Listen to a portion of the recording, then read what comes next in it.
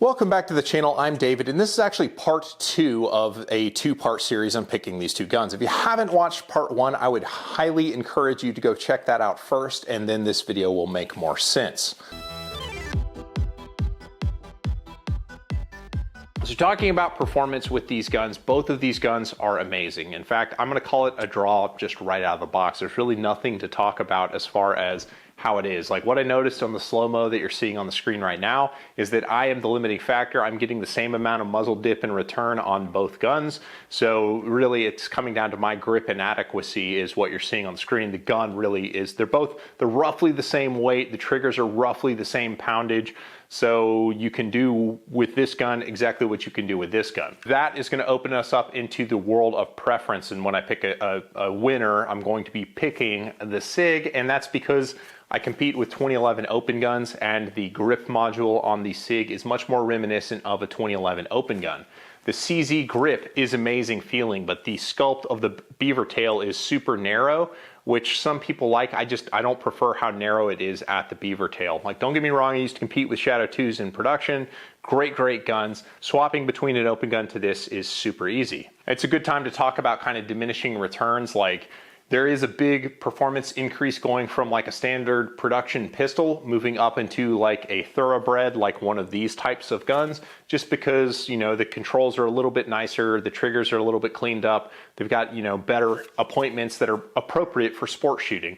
So whatever you spend, whatever the right amount of money is beyond a certain point, like they're all kind of samey. Now you can step up from a Shadow 2 to like a Redback, which is a Swiss-made CZ basically, which is like $4,000 or so in the US.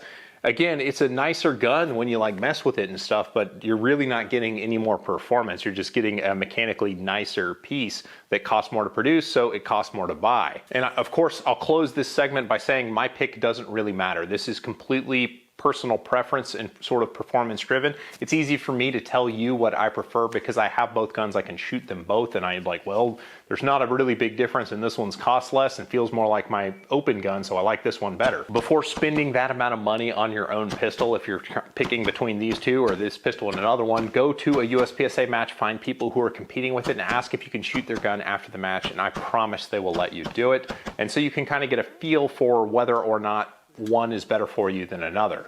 So making the guns truly competition ready, what do you need and what do you need to do? We'll start with the CZ again. Purely to show up to the match in carry optics trim, carry optics division with the CZ, first thing you're gonna have to do is buy an optics plate, which is basically unobtainium from CZ USA. They're like permanently out of stock. I had to get mine through a European website, so it was shipped from Poland in like 10 days. So that's kind of lame that CZ doesn't include the pieces, and they don't stock the optics plates for really it's the Delta Point Pro and the RMR and maybe the Seymour plates. Those are like the only three that really matter for carry optics division based on optics. So you're gonna need that. You're gonna need an optic of your choosing, and if you're entering this price point for this kind of gun, really we're talking about the SRO or maybe the Delta Point Pro 6 MOA. I heavily favor the SRO between those two. You could maybe make a case for the RTS2, it's just that they don't hold up on slide ride guns, specifically not CZs. CZs tend to be really hard on optics, and I'm not really sure why. Most of my Shadow 2 buddies are a lot harder on their optics than people who shoot other platforms. I don't know why, it's one of those weird anecdote things. Moving on from there, the trigger is not where I would want it in order to compete, but you don't have to do a lot in order to get the gun ready to compete. I would buy an extended firing pin, a reduced power firing pin spring, and a 13-pound hammer spring, and call it good as far as a trigger job is concerned in reducing the trigger pull weights. And that's gonna get you down to about a 7-pound, 6 to 7-pound double action, and probably a 3-pound or sub 3-pound single action. But I'd actually take it a step further, and E-Mantech makes a really nice trigger shape for the gun. I would get one of those specifically. My buddy John out in California has one on his guns, and I think that that's the nicest profile that I've encountered. The CZ profile isn't really that bad, but it's not great either. You would need one more magazine, so it's gonna be another $30 Metgar mag tube, and then you're gonna need magazine base plates in order to compete in carry optics. The Hitting Shop, I believe, has a really good CZ base plate. Springer Precision's another one that has a really good one. Be sure and do the Graham spring and follower kit to get that extra round so the slide doesn't lock back. So for the CZ Shadow 2, the base price of the gun is about $1,500 with a shipping, tax, and transfer of about $150. The optic plate's about 60 bucks shipped. A Trijicon SRO, if you can find one's about 550 bucks.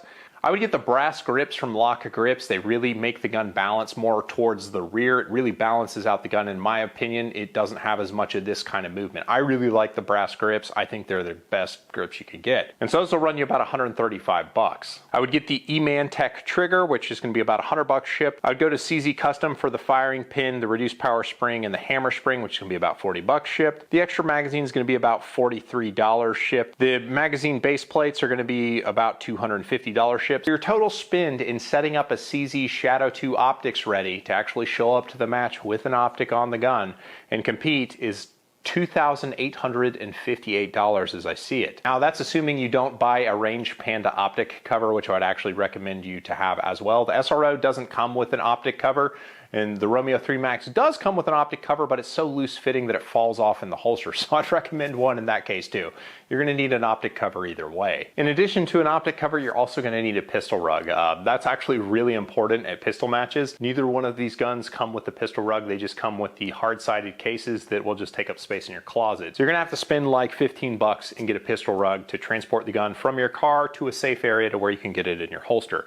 So optic cover and pistol rug. You'll need one for each gun.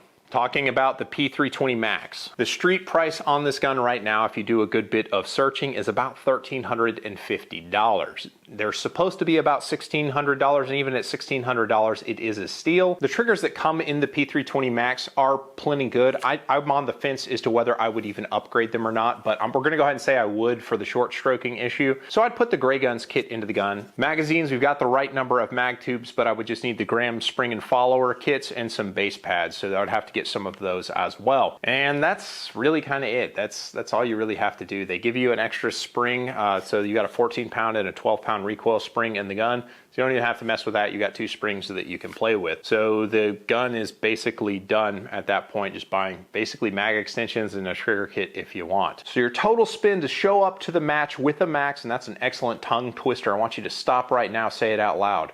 What'd you think? Pretty tough? Total spend is $1,865, which for a sporting gun is reasonable. And I realize that a lot of you just rolled your eyes straight in your head and fell out of your chairs because I just called a nearly $2,000 race gun reasonable. Check into how much open guns cost and then we can talk. And that's really the economic piece of it. So obviously the economics are much more rosy when you look at the P320 MAX versus looking at the Shadow 2.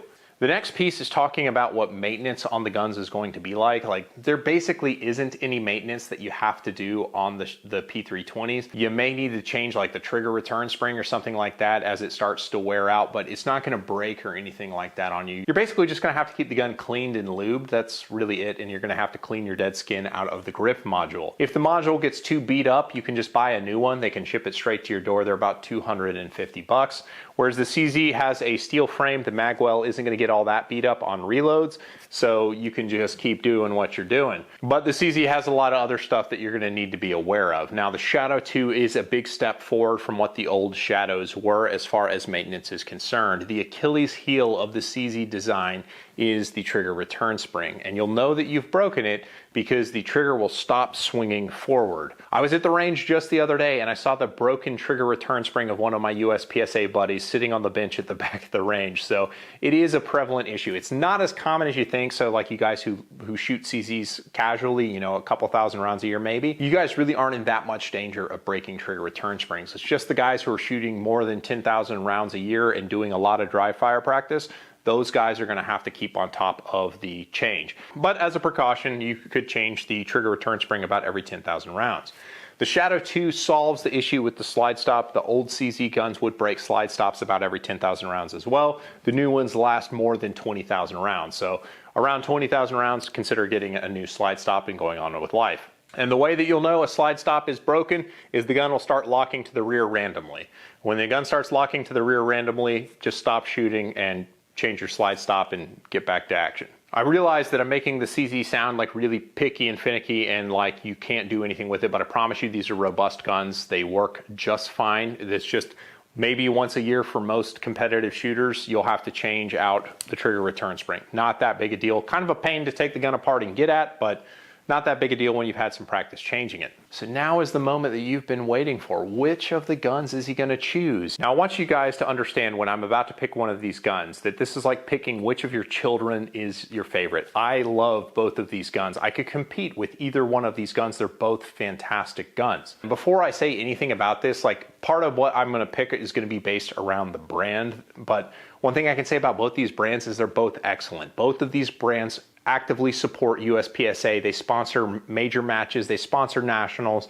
They've been very heavily involved in the sporting community. So bravo to both of these brands. It's probably not going to be a mystery, but it is the P320 is going to be my preferred gun between the two. The ergonomics work better for me. The way the trigger breaks just works really well for me. Like I shoot the P320 as well as any gun with basically no practice.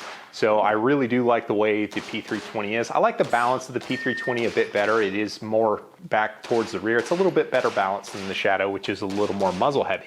That said, the Shadow 2 with brass grips on it is one of the best feeling grips in the world. Like the P320 AXG frame with the brass grips is probably my favorite of a production style gun.